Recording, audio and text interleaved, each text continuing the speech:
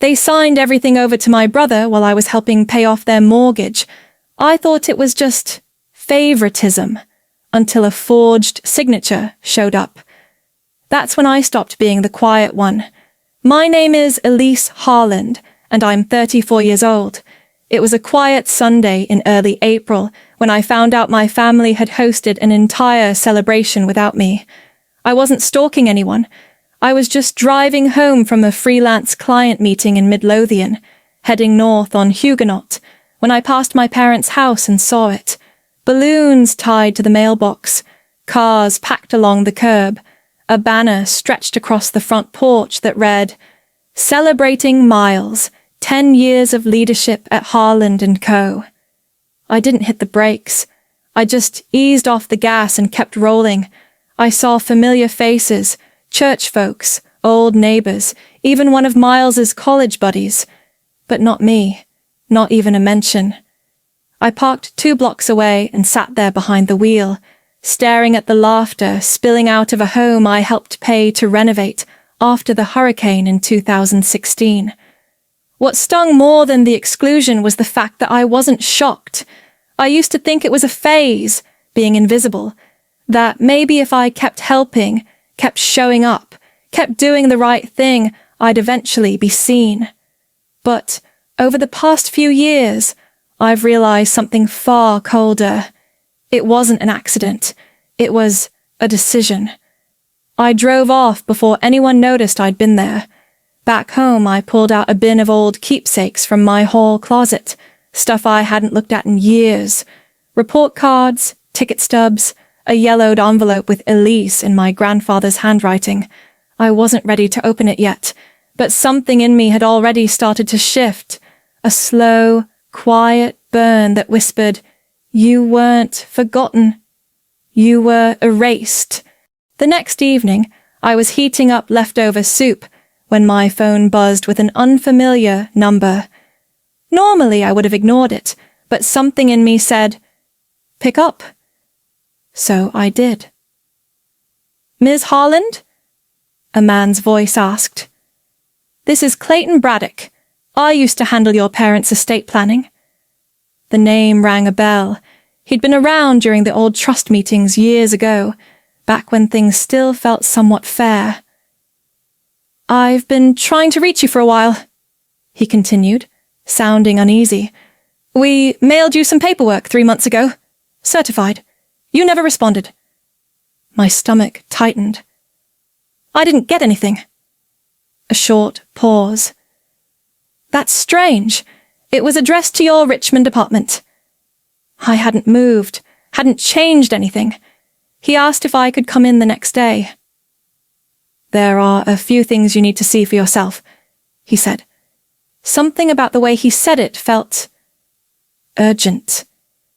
The next morning, I stopped by the post office and asked the clerk to look up my mail records. She furrowed her brow. "Looks like a change of service form was submitted in December," she said, scrolling her screen. "Forwarding set to a Callista Harland." My sister. I didn't even respond, just nodded, thanked her, and walked to my car. My hands were shaking on the steering wheel. I made it to Mr. Braddock's office just before lunch. He led me to a quiet room, blinds half drawn, and slid a file across the table. "This is what your parents last signed," he said gently. It was the trust, or what was left of it. Every property, business share, account, transferred to Miles. My name wasn't mentioned once, and yet something told me this wasn't the whole story. Not by a long shot. I sat there, staring at the paperwork like it might change if I blinked long enough. "Was I ever included?" I finally asked, my voice quieter than I intended. Mr. Braddock nodded slowly. "Yes. In the original trust, you were named as a co-beneficiary alongside your brother. That version is still in our archive." He stood and walked over to a fireproof safe in the corner. A few clicks later, he returned with a thick, cream-colored envelope sealed in gold foil. "This was left for you," he said. "Your parents dropped it off in person almost a year and a half ago." My mouth went dry. Why didn't I get it? His jaw tightened. "According to our receptionist's notes, your sister picked it up the day you were supposed to. Said she'd deliver it." "Of course she did." My fingers trembled as I broke the seal and unfolded the letter inside. I expected a note, maybe something sentimental. What I found was something much heavier, a notarized copy of the original trust, still valid, dated 14 months prior to the changes. It named me as a 50% owner of all assets: the house in Chesterfield, the lake property in South Carolina, the company shares, and even a portion of the retirement accounts. My mother's signature, my father's. Right there. Legal. Binding, and tucked into the margin in Mr. Braddock's handwriting. "For Elise, copy retained." I couldn't breathe for a moment. I sat back in the chair, the paper trembling in my lap. "Take your time," he said gently, sliding over a glass of water. "You'll want to process before you act." And he was right, because in that moment, I didn't want revenge. I just wanted to understand how long they'd been planning to write me out of my own family. That night, I couldn't sleep. I sat on my living room floor with the documents spread around me, the original trust like a ghost of the life I was supposed to have. I kept staring at the signatures, trying to find some clue, some reason. But all I could think about was the quiet way they'd erased me. No argument, no fight. Just silence. The next morning, I drove to my dad's mechanic shop in Mechanicsville. It hadn't changed much over the years. Same cracked pavement, same faded sign, same smell of motor oil and burnt coffee. I hadn't been there in months, maybe longer. When I walked in, my father looked up from behind the counter. His expression didn't shift. No smile, no surprise, just recognition. "Didn't expect you today," he said. I nodded. Thought I'd stop by. The air between us felt thick, like it hadn't moved in years. My eyes drifted to the wall behind him. There used to be a plaque there, a founder's dedication from when the business turned 30. I remembered it well because I had designed it myself, back when I still thought effort meant something. My name used to be etched under theirs. But now, it was gone. "Did you update the plaque?" I asked, keeping my voice steady. He didn't look up. "Miles has been more involved lately. He's earned it." I swallowed hard. "So what I did, what I gave, none of that matters?" He shrugged. "You left. You're doing your own thing now." My throat tightened. I nodded slowly and turned to leave before the weight of it pulled me under. Back in the car, I sat for a long time, gripping the steering wheel, watching the shop through the windshield. I wasn't just being pushed out. I was being replaced. And I needed to decide if I was going to let it happen. I went home that afternoon and pulled up the Richmond County property records online. I wasn't sure what I was looking for exactly, but my gut said something wasn't right. I typed in the address of my parents' house first, the one I helped pay to renovate after the flood 6 years ago. And there it was, plain as day. A quitclaim deed filed 3 months earlier, transferring full ownership to Miles Harland. No mention of the trust, no co-ownership, just a clean, silent transfer. My stomach turned. I clicked over to the family's lake cabin in South Carolina, our summer place growing up. The same thing. My father's name crossed out, Miles listed as sole owner. The filings were tidy, professional, notarized, but when I zoomed in on the signature line, my heart stopped. My dad's handwriting, it was off. The loop in the R was wrong, and the way he signed his middle initial, C, was missing that small, deliberate flick he always made. It was close, but it wasn't him. I knew it. I'd seen his signature hundreds of times on my student loan co-signatures, on birthday cards, on legal documents when we refinanced the business loan years ago. I opened the filing info and saw the notary's name, Tamara Gentry. That name clicked. She wasn't a stranger. She was Miles's college roommate's wife. I closed the laptop, staring at the screen like it might somehow explain itself. But it didn't. Instead, a cold calm settled over me. This wasn't just favoritism. This was fraud, and for the first time in years, I didn't feel uncertain. I felt awake. If they thought I wouldn't notice, if they counted on me staying quiet, then they never really knew me at all. And that realization changed everything. The next morning, I called in a personal day from work. I didn't give a reason, just said I had family matters to handle. No one asked questions. I packed the trust documents, copies of the property filings, and a flash drive of all the records into a black folder I hadn't used since grad school. Then, I drove across town to see Judith Hale, a retired estate attorney who'd once helped me with a contract dispute for a non-profit I consulted. Judith was sharp, no nonsense, and carried a quiet kind of authority that didn't need raising her voice. When I arrived, she greeted me with a cup of coffee and ushered me into her sunroom, which doubled as her home office. I laid everything out on the table and explained it from the top, what I'd found, what I suspected, and what I feared. She didn't interrupt. She just listened, taking notes in tidy cursive. When I finished, she leaned back and exhaled through her nose.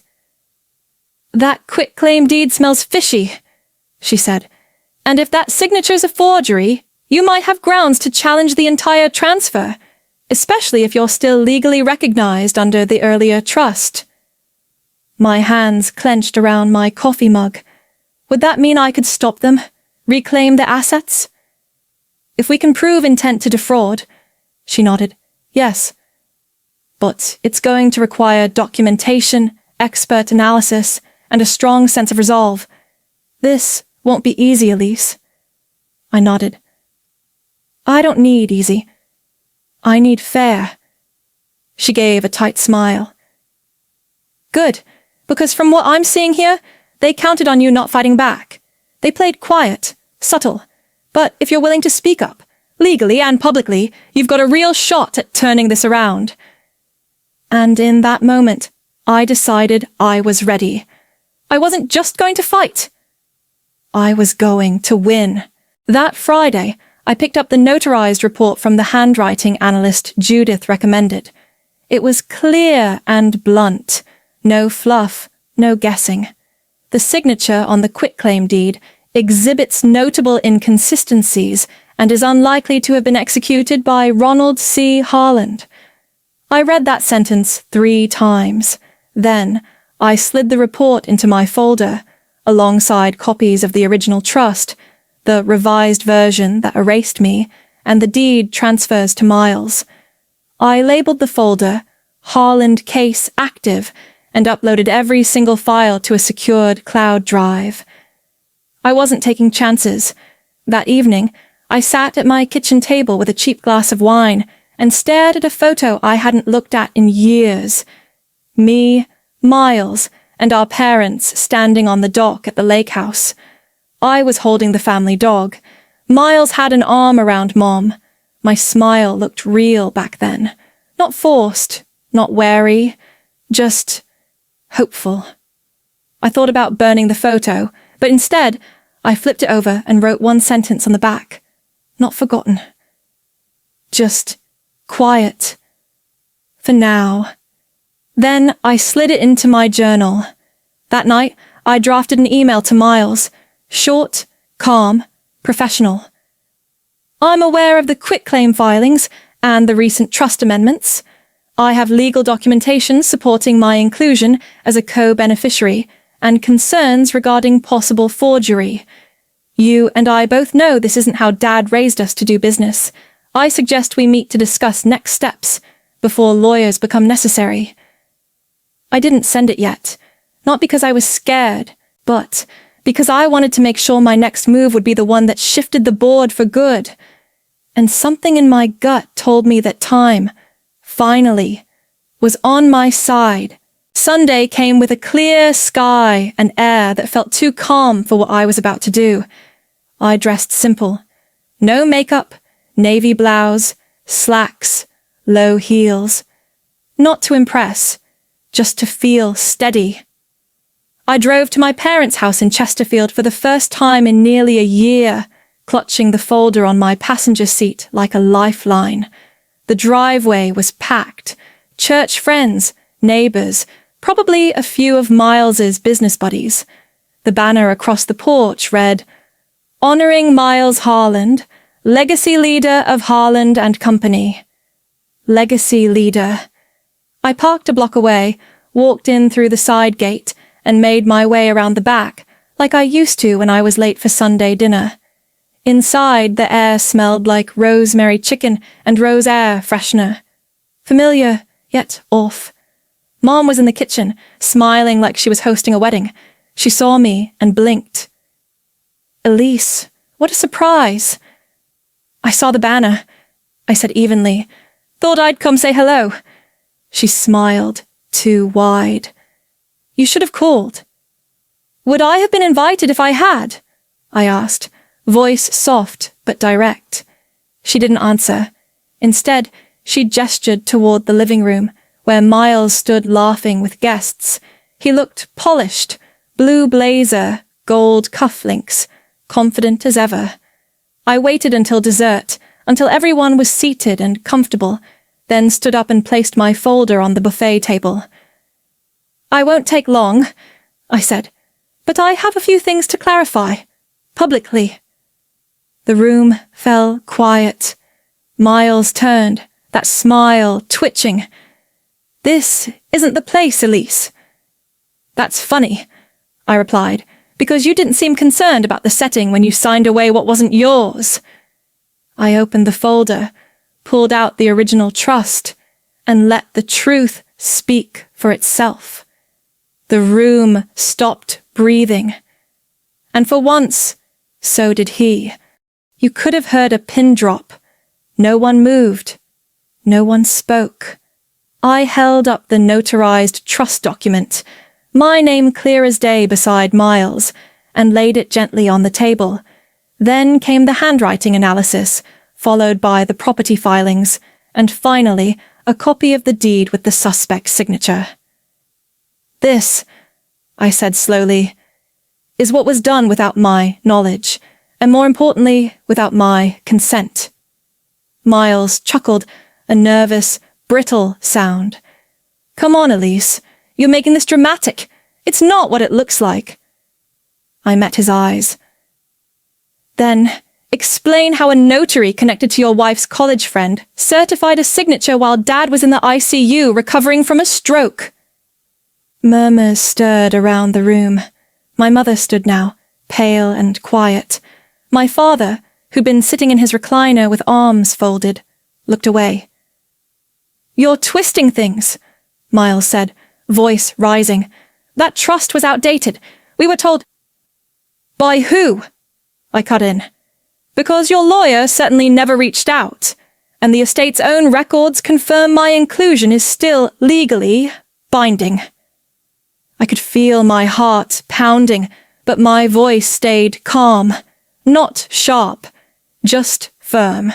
The kind of tone you use when you know you've already won. "I didn't come here to fight," I said, scanning the room. "But I won't be erased either." I picked up my folder, turned toward the door, and paused. "If anyone here thinks this is just a family spat, you're mistaken. This is a legal matter, a serious one, and it's being handled accordingly." Then I left, heels clicking across the tile. No yelling, no tears, just quiet certainty in every step. I didn't need their applause. I needed the truth on record. And now it was. Let them scramble. I had already started rebuilding.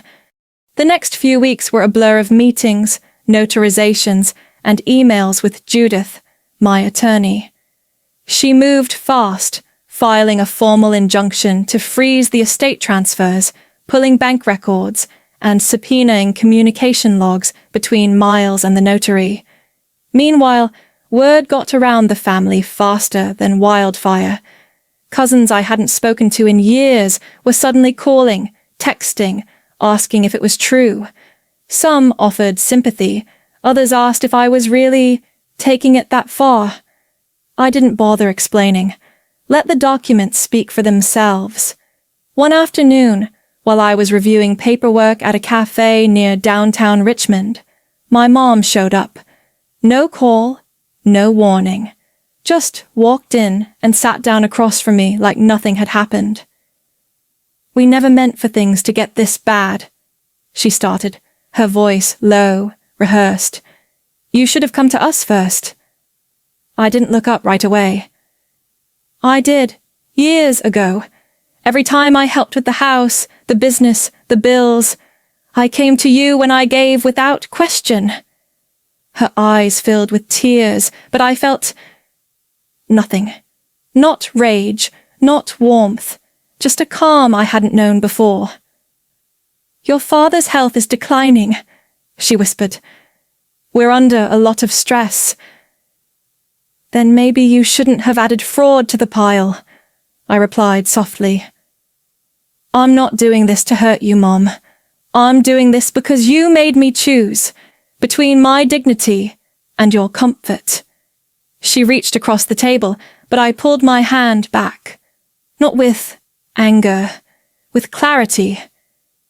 "This isn't revenge. This is consequence." I gathered my folder and left her sitting there, surrounded by the quiet clink of coffee cups and the one thing she never thought I'd carry, my backbone. I wasn't backing down.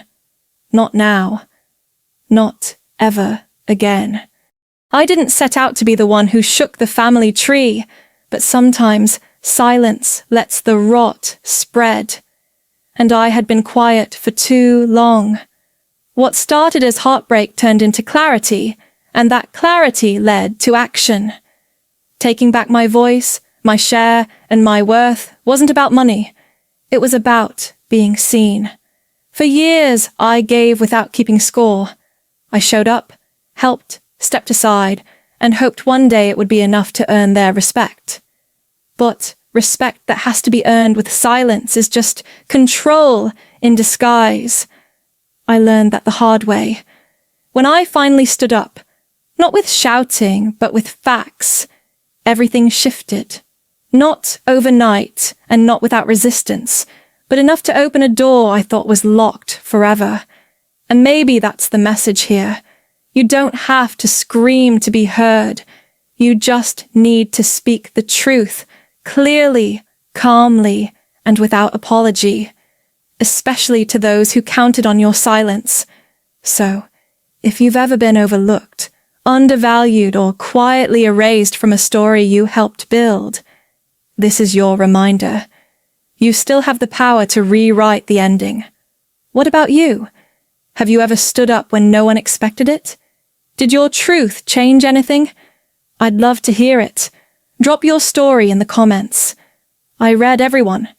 And if stories like this speak to you, don't forget to follow for more. Because healing isn't loud, but it's powerful. And it always starts with one choice: to stop waiting for permission.